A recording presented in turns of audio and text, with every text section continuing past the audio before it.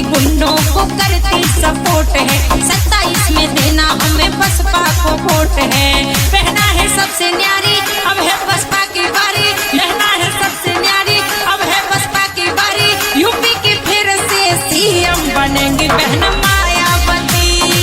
UP की फिर से सीएम बनेंगी बहन मायावती।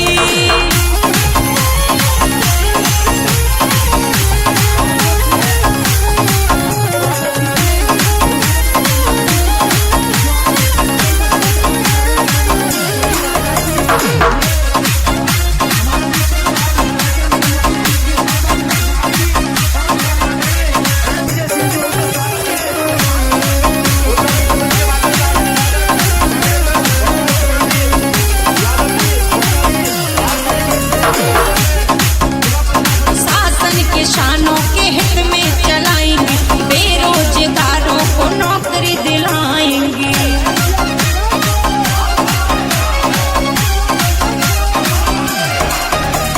शासन किसानों के हित में चलाएंगे, बेरोजगारों को नौकरी दिलाएंगे।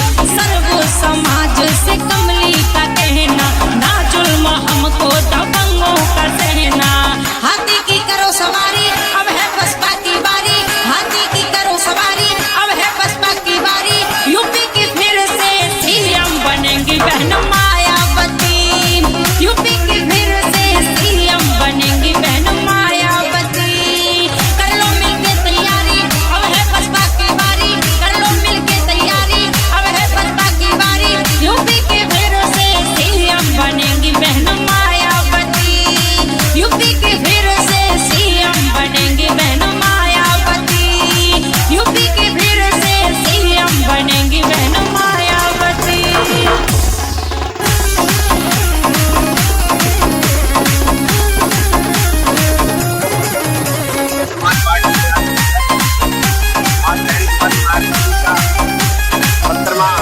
जन्मदिन है। इस जन्मदिन पर हमारे देश में विदेश में बहुजन समाज के सभी अगुवाई अपनी नेता बहन जी का जन्मदिन बहुत इतनी गहराई से मनाने का काम कर रहे हैं पूरे देश में। और हम भी बहन जी को और बहुजन समाज पार्टी परिवार कर लो मिलके तैयारी, अब है बसपा की बारी। कर लो मिलके तैयारी, अब है बसपा की बारी। यूपी की फिर से सीएम बनेंगी बहन मायावती। यूपी की फिर से सीएम बनेंगी बहन मायावती। के लोगों सबको बहन जी ने सम्मान देने का काम किया है। जो हमारे महापुरुष डॉक्टर भीमराव अम्बेडकर जी और मान्यवर कर लो मिलके तैयारी, अब है बसपा की बारी। कर लो मिलके तैयारी, अब है बसपा की बारी। यूपी की अगली सीएम बनेगी बहन मायावती। यूपी की फिर से सीएम बनेगी बहन मायावती।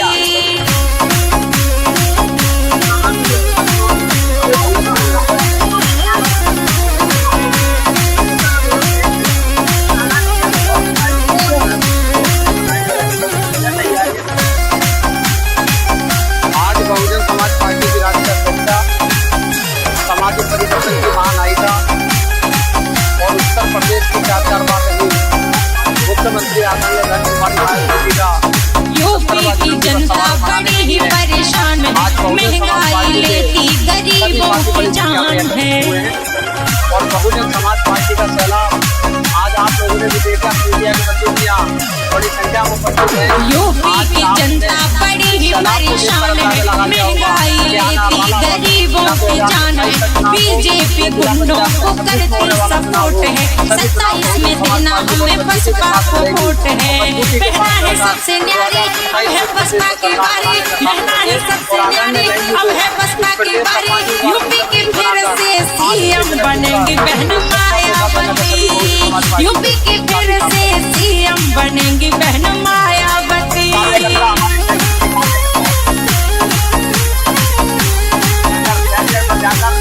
बहुजन समाज पार्टी अपने कार्यकर्ताओं को तैयार करने के काम कर रही है।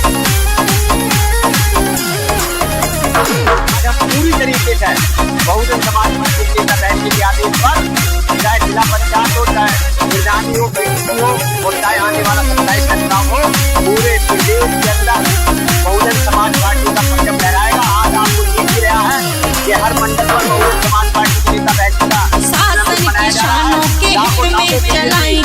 बेरोजगारों को नौकरी दिलाएंगे। लोगों की भीड़ आप देख सकते हैं। हम बहुजन समाज पार्टी के लोग पूरी तरीके से चुनाव के लिए तैयार हैं। शासन किसानों के हित में चलाएंगे, बेरोजगारों को नौकरी दिलाएंगे। सर्व समाज से कमली का कहना, ना जुल्म हमको दबंगों का सहना। हाथी की करो सवारी, अब है बसपा की बारी। हाथी की करो सवारी, अब है बसपा की बारी। यूपी की फिर से सीएम बनेंगी बहन मायावती। यूपी की फिर से सीएम बनेंगी बहन मायावती। कर लो मिलके तैयारी, अब है बसपा की बारी। कर लो मिलके तैयारी, अब है बसपा की बारी। यूपी की फिर से सीएम बनेंगी बहन मायावती। यूपी की फिर से सीएम बनेंगी बहन मायावती। यूपी की फिर से सीएम बनेंगी बहन मायावती।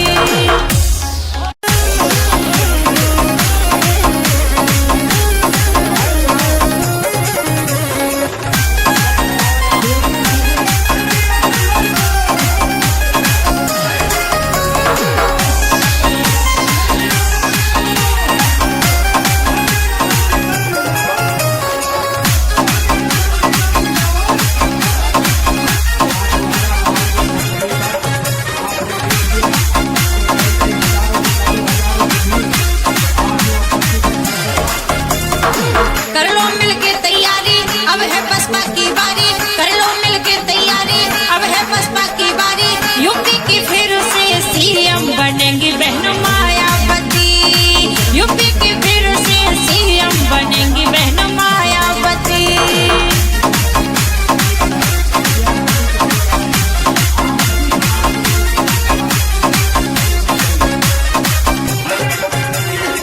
कर लो मिलके तैयारी, अब है बसपा की बारी। कर लो मिलके तैयारी, अब है बसपा की बारी। यूपी की अगली सीएम बनेंगी बहन मायावती। यूपी की फिर से सीएम बनेंगी बहन मायावती।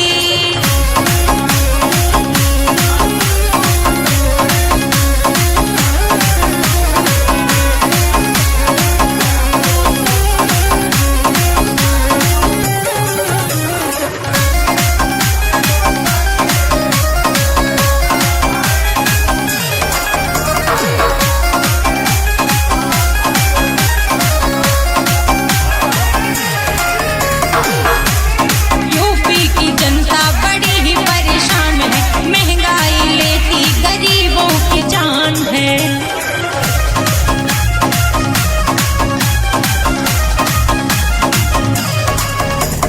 यूपी की जनता बड़ी ही परेशान है, महंगाई लेती गरीबों की जान है। बीजेपी गुंडों को करती सपोर्ट है, 27 में देना हमें बसपा को वोट है। पहना है सबसे न्यारी, अब है बसपा की बारी। पहना है सबसे न्यारी, अब है बसपा की बारी। यूपी की फिर से सीएम बनेंगी बहन मायावती।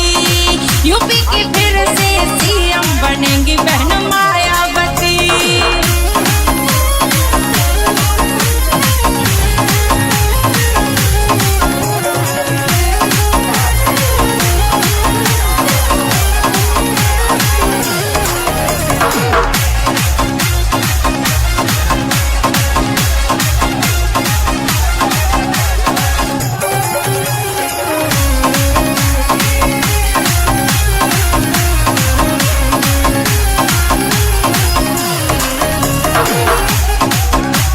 शासन किसानों के हित में चलाएंगी, बेरोजगारों को नौकरी दिलाएंगी।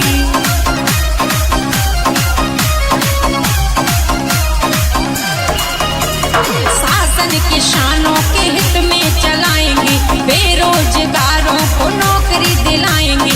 सर्व समाज से कमली का कहना, ना जुल्म हमको दबंगों का सहना। हाथी की करो सवारी, अब है बसपा की बारी। हाथी की करो सवारी, अब है बसपा की बारी। यूपी की फिर से सीएम बनेंगी बहन मायावती। यूपी की फिर से सीएम बनेंगी बहन मायावती। कर लो मिलके तैयारी, अब है बसपा की बारी। कर लो मिलके तैयारी, अब है बसपा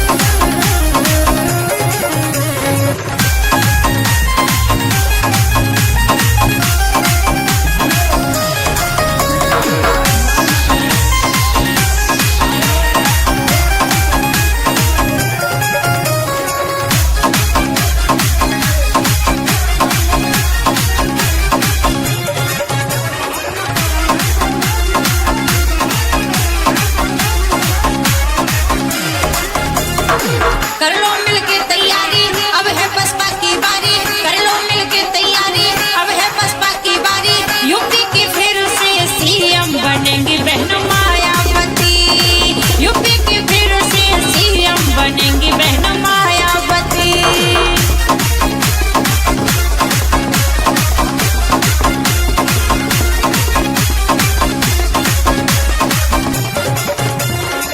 कर लो मिलके तैयारी, अब है बसपा की बारी, कर लो मिलके तैयारी, अब है बसपा की बारी, यूपी की अगली सीएम बनेंगी बहन मायावती, यूपी की फिर से सीएम बनेंगी बहन मायावती।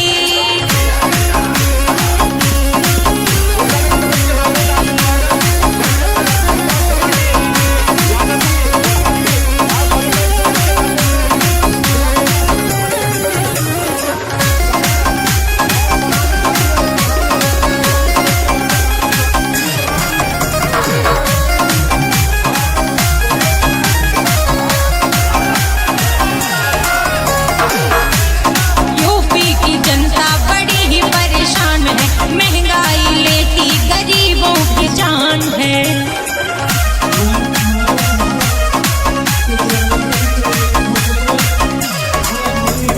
यूपी की जनता बड़ी ही परेशान है, महंगाई लेती गरीबों की जान है। बीजेपी गुंडों को करती सपोर्ट है, 27 में देना हमें बसपा को वोट है।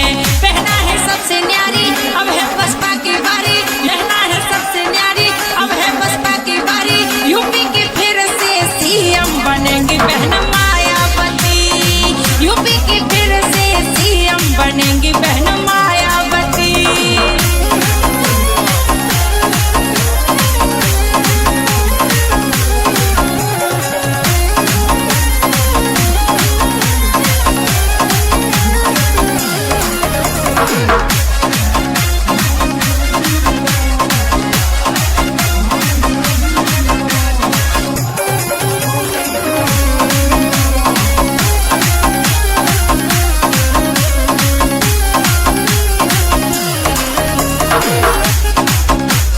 शासन किसानों के हित में चलाएंगी, बेरोजगारों को नौकरी दिलाएंगी।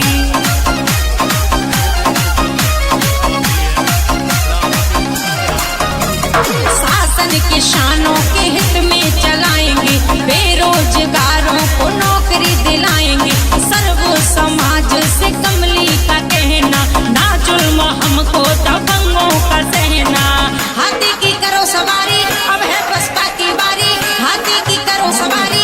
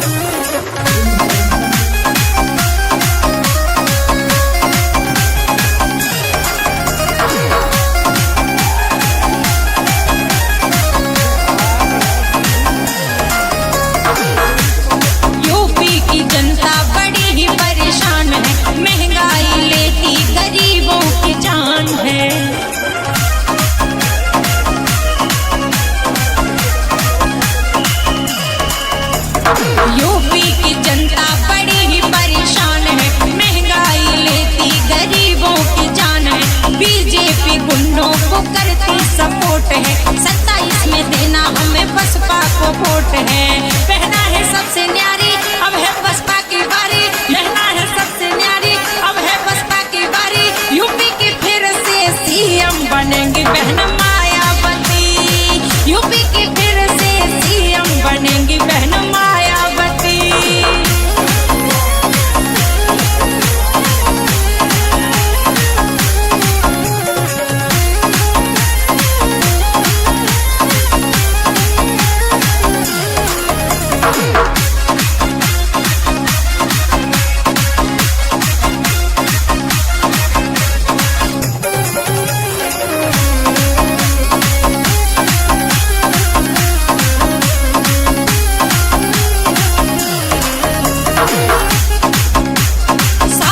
किसानों के हित में चलाएंगी, बेरोजगारों को नौकरी दिलाएंगी।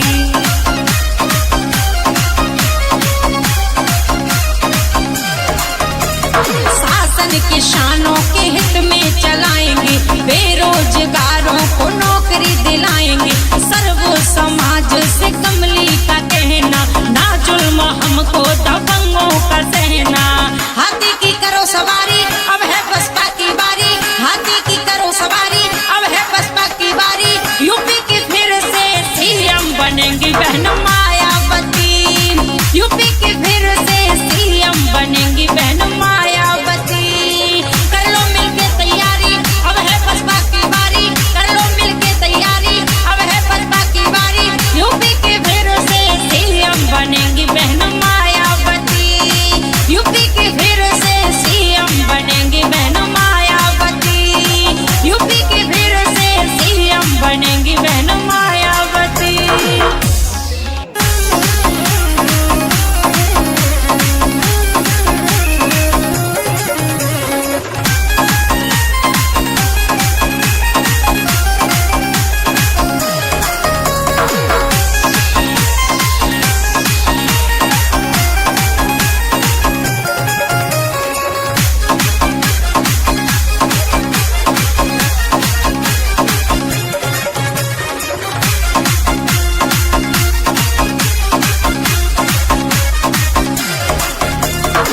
कर लो मिलके तैयारी, अब है बसपा की बारी। कर लो मिलके तैयारी, अब है बसपा की बारी। यूपी की फिर से सीएम बनेंगी बहन मायावती। यूपी की फिर से सीएम बनेंगी बहन मायावती।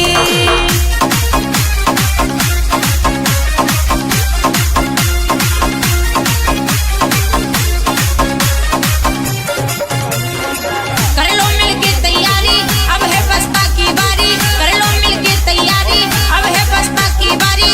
यूपी की अगली सीएम बनेंगी बहन मायावती। यूपी की फिर से सीएम बनेंगी बहन मायावती।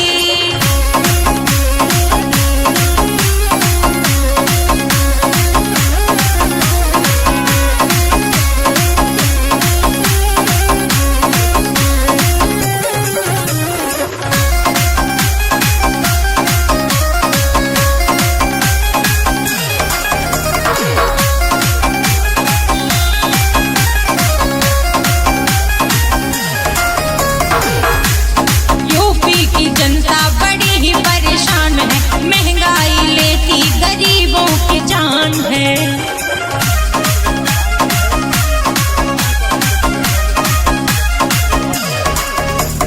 यूपी की जनता बड़ी ही परेशान है, महंगाई लेती गरीबों की जान है।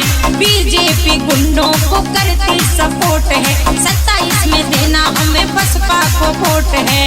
पहना है सबसे न्यारी, अब है बसपा की बारी। पहना है सबसे न्यारी, अब है बसपा की बारी। यूपी की फिर से सीएम बनेंगी बहन मायावती। यूपी